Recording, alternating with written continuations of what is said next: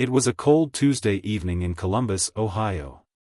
The kind of winter evening where the sky turns dark before 5, and the air feels heavier than usual. Emily Carter, a 34-year-old single mother, pulled her old gray sedan into the parking lot of a neighborhood grocery store. The car made a soft rattling sound as she turned off the engine, a reminder that even the vehicle was barely holding together, just like her life. Emily sat still for a moment, her hands resting on the steering wheel. She took a deep breath, the kind people take before stepping into something they're afraid of. In the back seat, her 6-year-old son, Noah, was humming softly, swinging his legs and looking out the window.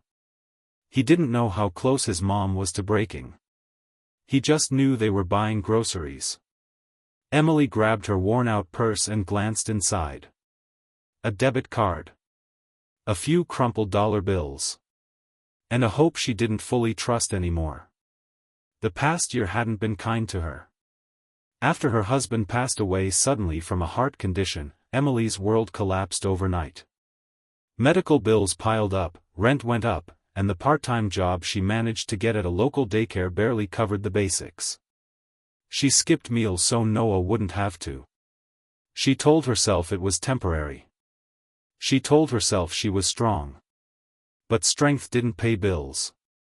Inside the store, bright fluorescent lights buzzed softly overhead. Emily pushed the shopping cart slowly through the aisles, carefully calculating every item. Milk. Bread. Eggs. Peanut butter. A small bag of apples. She picked up a box of cereal, paused, checked the price, and put it back. Noah watched quietly, sensing something but not fully understanding. "Mom, can we get the chocolate one?" he asked, pointing at a colorful cereal box. "Maybe next time, buddy," Emily said with a gentle smile that hid her worry. "Let's get this one today." She chose the cheapest brand and moved on. By the time they reached the checkout line, Emily's chest felt tight. The total was already running through her head like a bad song on repeat. She told herself she had enough. She had to have enough. The cashier was a young man named Jake Miller, 27 years old, with kind eyes and a tired smile. He wore a blue store uniform and had been working double shifts all week. Life hadn't been easy for him either. He was paying off student loans, helping his younger sister through college, and still trying to figure out his own future. But he had learned one thing from his late grandmother: always treat people gently, you never know what they're carrying. Jake greeted Emily with a friendly nod. "Hi there. How are you today?" "I'm okay, thanks," Emily replied softly. As he scanned the items, Noah stood on his tiptoes, watching the screen light up with numbers. Emily's heart pounded louder with every beep. Finally, Jake said, "Your total is $73.42. Emily swallowed hard. She nodded and handed him her debit card, praying silently. Jake swiped it once. Declined.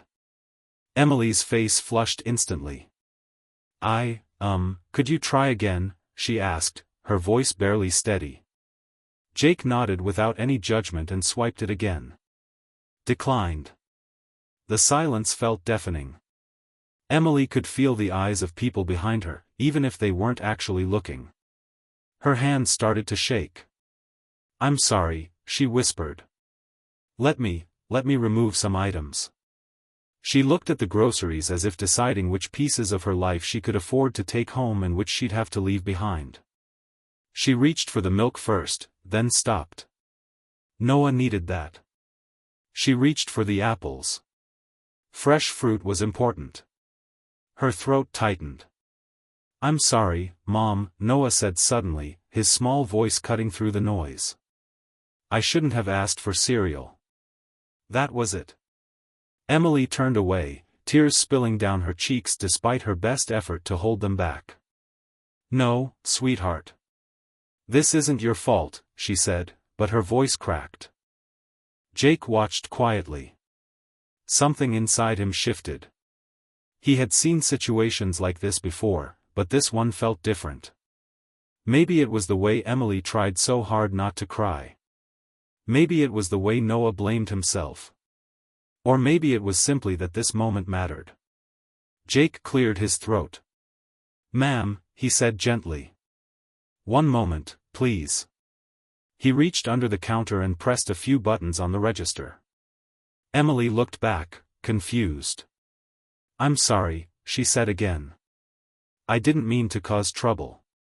"You're not causing any trouble," Jake replied calmly. He looked at the screen, then at Emily, and smiled softly.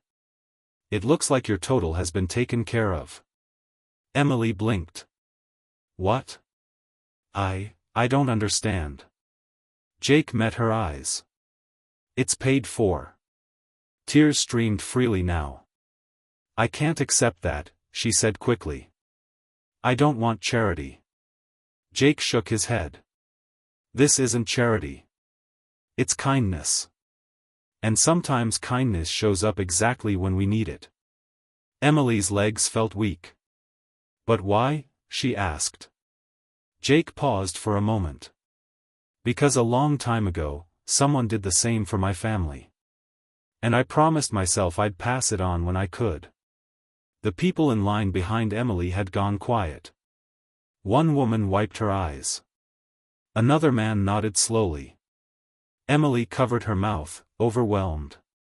"Thank you," she whispered. "You have no idea what this means to us." Jake smiled. "I think I do." As Emily gathered her bags, an older man stepped forward and placed a $20 bill on the counter. "For the next person," he said. Then another woman added $10. Someone else paid for the coffee of the customer behind them. In a matter of minutes, the checkout line transformed into something more than a transaction. It became a moment of shared humanity.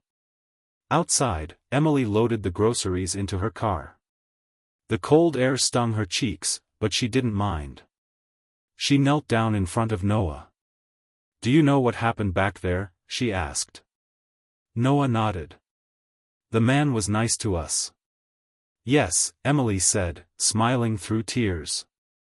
"And one day, when we can, we'll be nice to someone else too." Weeks passed. Life didn't magically become easy, but something inside Emily had changed. She started volunteering at a local food pantry. She found a better job through a woman she met there. Slowly, things improved. One afternoon, months later, Emily walked back into the same grocery store. This time, she wasn't afraid of the checkout line. She spotted Jake at another register. She waited, then placed her items on his counter. "Hi," she said with a smile. "You might not remember me." Jake looked up, then his face lit up. "I do." Emily slid an envelope across the counter. Inside was a handwritten note and some cash. "This doesn't repay what you did," she said. "But it's for the next person who needs it." Jake swallowed hard. "Thank you," he said. As Emily walked out of the store, she felt lighter than she had in years. Not because she had money. Not because life was perfect. But because she had seen the power of one small act of kindness, and how it could ripple through lives in ways no one could measure. So the next time you're standing in line, the next time you see someone struggling, remember this story. Remember that kindness doesn't have to be loud to be powerful. And if this story restored even a small part of your faith in humanity, make sure to like this video, subscribe to the channel, and share it with someone who might need the reminder today. Because sometimes, all it takes is one moment to change everything.